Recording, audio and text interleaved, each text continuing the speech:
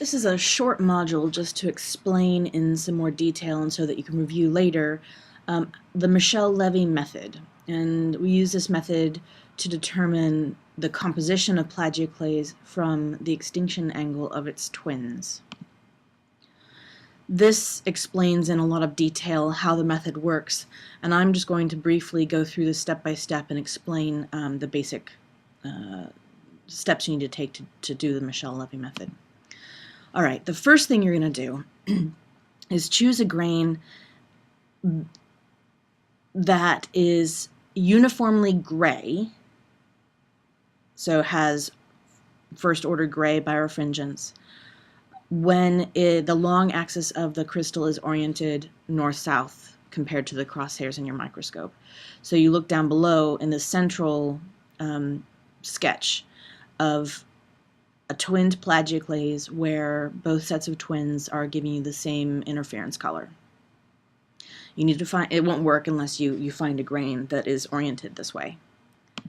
The second step is to orient your grain with the long axis north-south like this so that you see the uniform first order gray birefringence.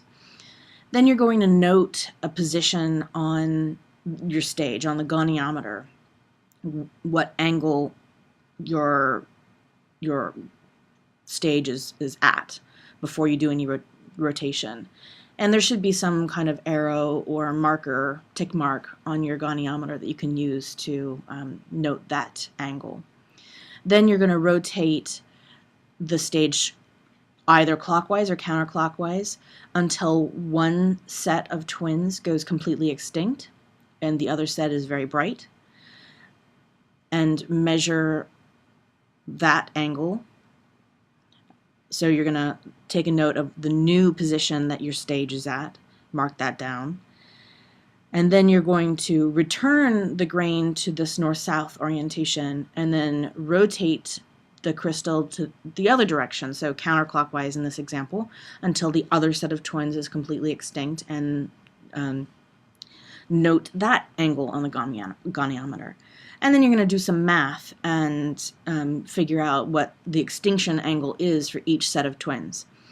Now note that for this to work, you need to have a grain that when you measure the angle, when you rotate clockwise and when you rotate counterclockwise, that the difference is no more than 4 degrees. The third step is then to do this for 6 or more grains.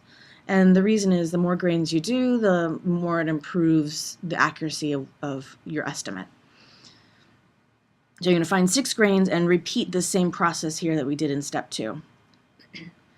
The last step is to take the maximum extinction angle that you get from your grains, and this chart down below shows the maximum extinction angle on the y-axis.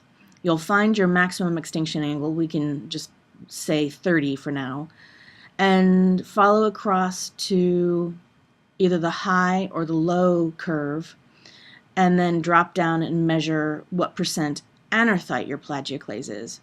So anorthite is the calcium end member of plagioclase, albite is the sodium end member of plagioclase, and so what you're getting is what percentage of calcium and sodium is, what ratio calcium and sodium is in your plagioclase.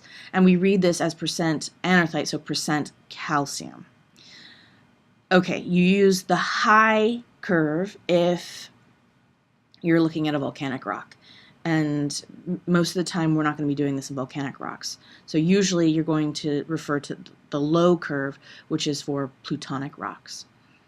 Okay, so take your maximum extinction angle all the way over to where it intersects the low curve, drop it down, and in this case, using my example with the maximum extinction angle of 30 degrees, that gives us a anorthite percentage of about 55% anorthite.